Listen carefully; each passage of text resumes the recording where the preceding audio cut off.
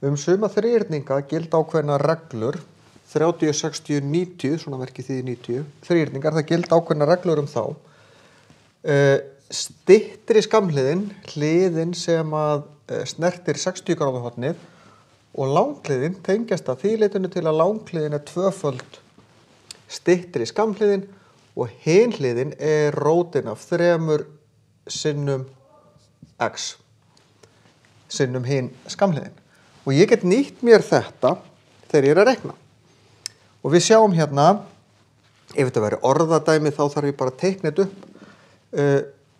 Hliðin A alltaf á móti horninu A, þannig að þetta B og þetta þá C-hliðin.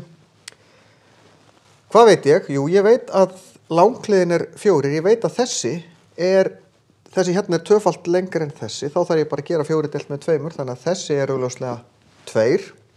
Get alveg skrifað 4 deilt með 2 til þess að sjá það.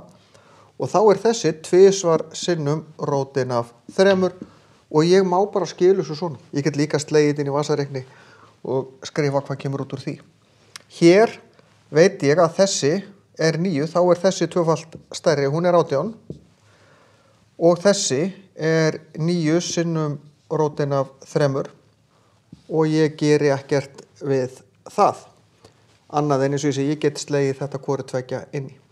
Þannig að kunna reglurnar, vera með þetta skrifað eitthvað niður, þá maður mjög fljótur yfirleitt að fara í gegnum svona þríhyrninga.